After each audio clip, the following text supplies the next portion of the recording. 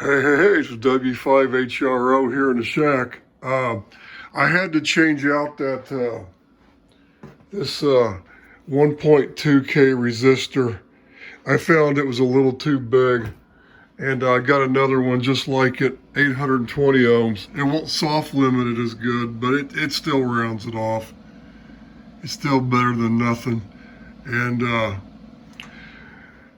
I'm clipped with the voltmeter right now on the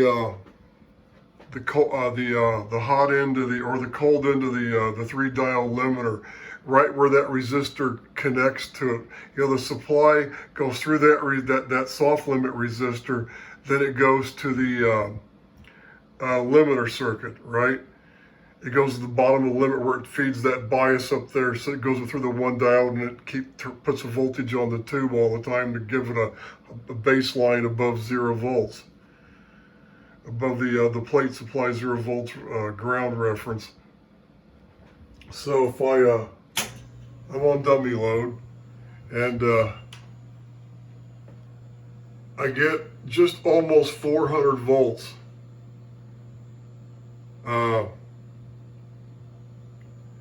It peaks about 390 something.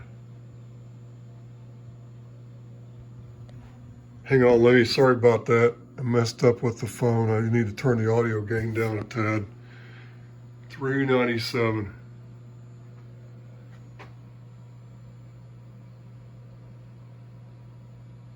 See, there it is. So let's just say 395 for average. So, but when I whistle, look what happens.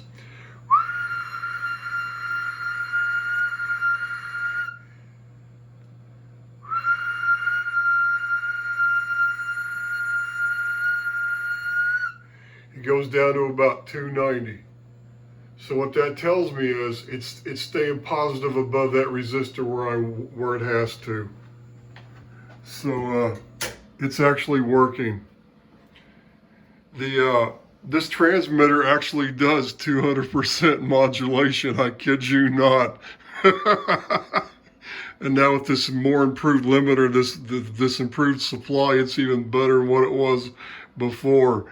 Now I just got to work on that speech amp driver and do that rework to it, or basically that modification where I get rid of the 6A3s and use those push-pull parallel 6N7s to get a bit more power through that transformer to the 810s, which will help a bunch. And then put the compression tube in there. But when I do that, that's going to make a big difference. But see, this supply will just sit there and see it recovers. And that's just on idle, not transmitting. Let me turn the high V switch off, the plate switch off, so it can't ever get engaged again here. But that's not too bad. Let me try this one more time. Oh, I forget. See, what happens is when I don't have the plate transformers on the tubes, that keep alive supply is always on, going up through the tube all the time, and it's loading it down when there's nothing on it. It's loading it down slightly, which isn't going to hurt anything, but that's kind of why I wanted to relay in there, was to isolate that so the voltage wouldn't get loaded down when it's just sitting here idle. But it might be good. It probably keeps everything a bit warmed up. It doesn't seem to hurt the tube or anything, but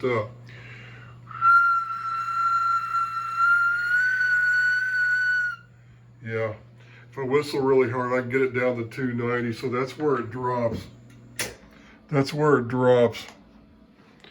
So that limiter is working great now. It's never going to be run that hot. I'm just running this thing through the mill, trying to, blow the cobwebs out of it and get the thing working good. So, let's see the tube now. There's no plate voltages on the tubes.